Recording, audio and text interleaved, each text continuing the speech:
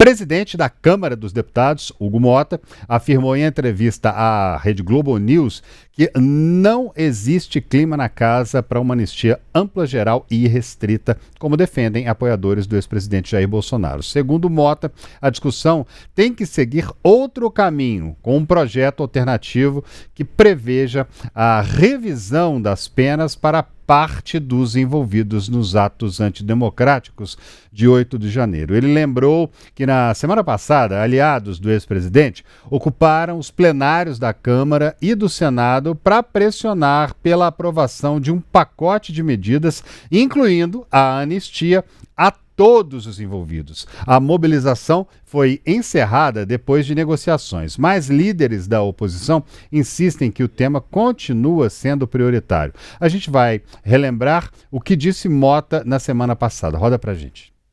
A presidência da Câmara é inegociável. Quero que isso fique bem claro. As matérias que estão saindo sobre a negociação feita por esta presidência para que os trabalhos fossem retomados não está vinculada a nenhuma pauta. O presidente da Câmara não negocia as suas prerrogativas, nem com a oposição, nem com o governo, nem com absolutamente ninguém. Hugo Mota reforçou que não vê espaço para perdoar quem planejou atos violentos, mas defende uma análise mais flexível para participantes que não tiveram papel central e receberam penas muito altas. Esses poderiam ter revisões de sentença e progressão para regimes mais brandos.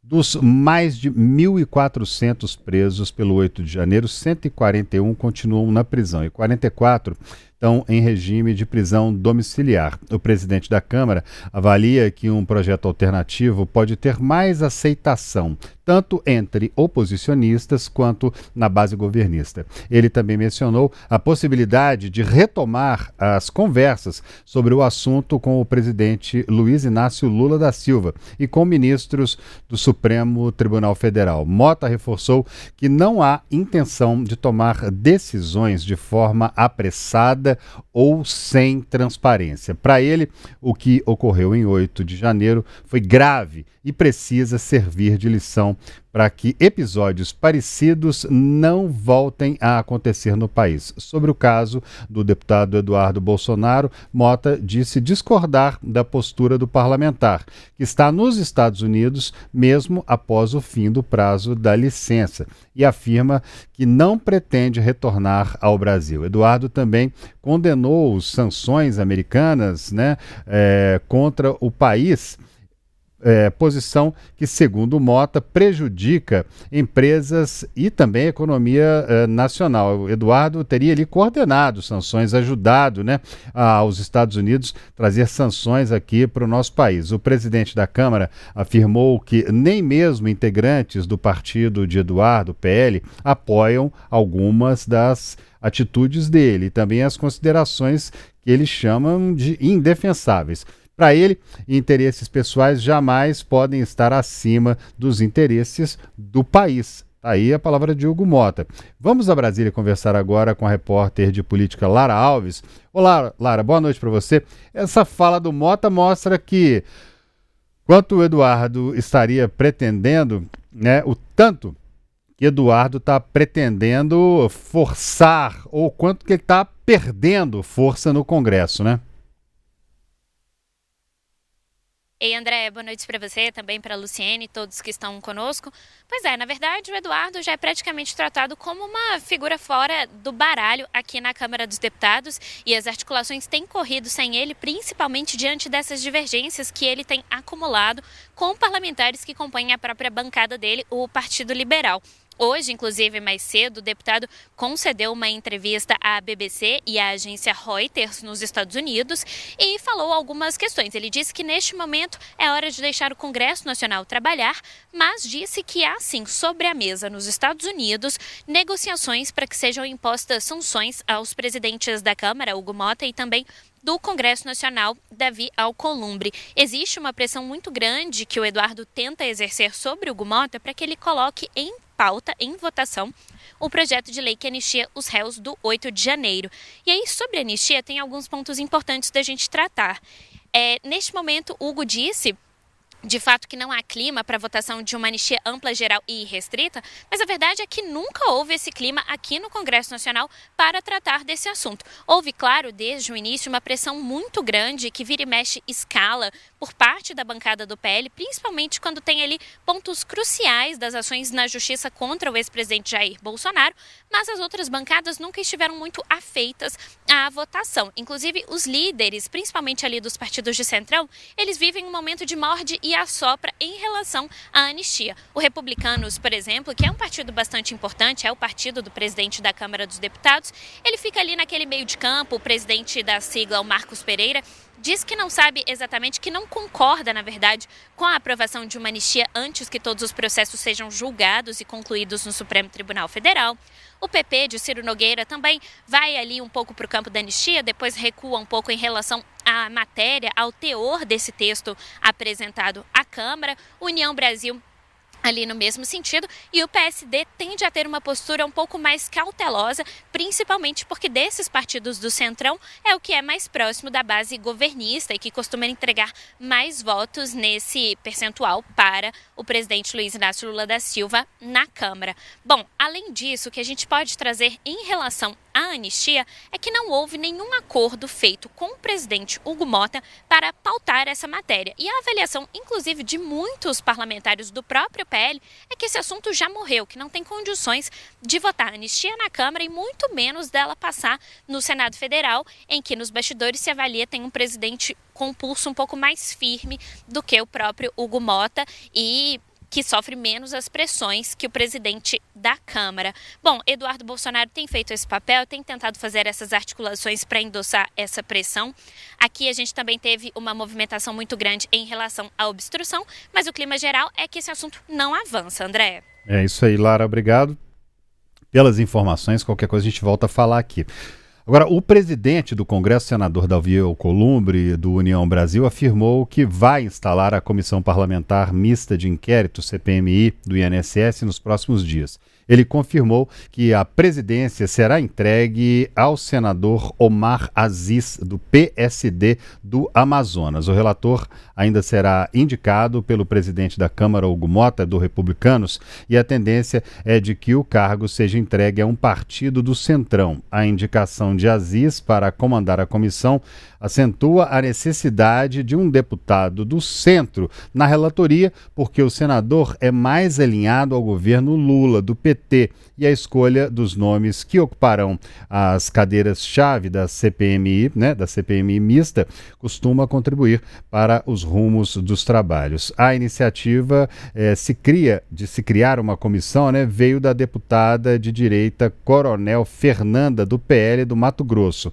Ela e a senadora Damares Alves, do Republicanos, conseguiram coletar assinaturas suficientes para apresentar o pedido de instalação. A princípio, o governo foi contra a criação do colegiado, mas com o avanço das tratativas, inclusive com a assinatura de parlamentares da base, acabou mudando de postura. Entre 2019 e 2024, segundo a Polícia Federal, ao menos 4,2 milhões de aposentados e pensionistas foram vítimas de cobranças ilegais feitas por entidades associativas conveniadas ao INSS. A investigação, batizada de Operação Sem Desconto, aponta que mais de 6 bilhões foram subtraídos de forma irregular por meio de convênios firmados sem autorização expressa dos beneficiários. A deflagração da operação em abril levou à exoneração do então presidente do INSS, Alessandro Stefanuto, e também à prisão de operadores do esquema, entre eles o lobista conhecido como Careca do INSS. Muita gente aqui no nosso chat fica sempre cobrando da gente falar sobre esse caso aqui do INSS. A gente está falando, quando tem novidade, a gente sempre traz para vocês aqui. E vamos voltar a Brasília agora com a Luciene. Ô Lu, como é que pode ficar essa negociação para a composição dessa CPMI, já que o governo e a oposição têm bastante interesse nela, né?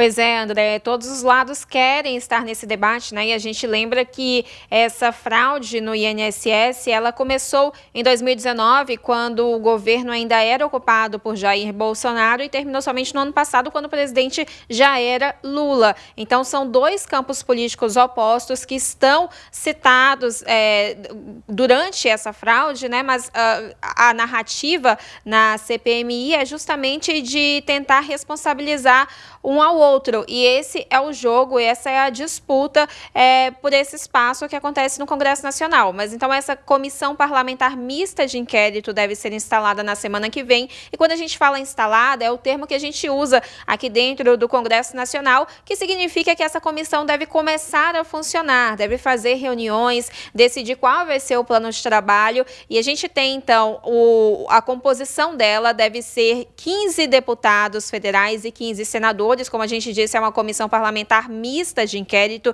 que une, então, Câmara dos Deputados e Senado, 15 deputados, 15 senadores, o mesmo número de suplentes para quando os titulares estiverem ausentes por algum motivo, e há uma garantia no regimento de representação proporcional partidária, exatamente para que todos os grupos políticos que têm cadeira no Congresso Nacional estejam representados nessa CPMI, desde a esquerda até a direita, passando ali pelo centro, realmente todos os grupos políticos. E nessa divisão a gente tem a indicação dos líderes a partir das vagas disponibilizadas para esses grupos. Como você falou agora há pouco, a presidência deve realmente ficar com o senador Omar Aziz, do PSD do Amazonas.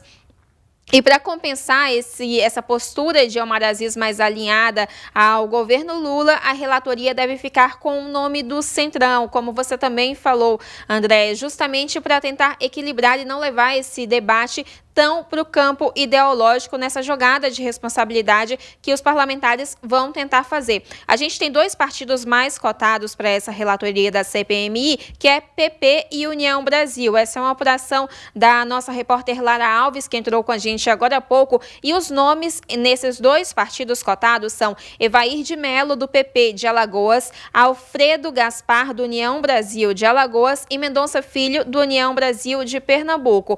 A questão nesses nomes é que Mendonça Filho é relator da PEC da Segurança Pública, outra pauta de bastante relevância colocada no Congresso Nacional pelo governo Lula. E nos bastidores há um entendimento ali, isso não é declarado publicamente, mas é consenso entre quem atua no Congresso Nacional que é praticamente impossível deixar duas pautas de tamanha relevância com o mesmo nome. Então, a tendência é que Mendonça Filho não seja eleito justamente porque ele já está com essa PEC da Segurança Pública nas mãos, uma PEC que deve ser analisada também aí nos próximos meses pelo Congresso Nacional. A gente já tem também alguns nomes que foram indicados para essa CPMI, que vão atuar, que vão compor esse grupo, que devem fazer discursos, participar das votações. No PL, no Senado, a bancada do PL no Senado já indicou o nome do senador Jorge Seife, de Santa Catarina, e também do senador Isalci Lucas, do Distrito Federal.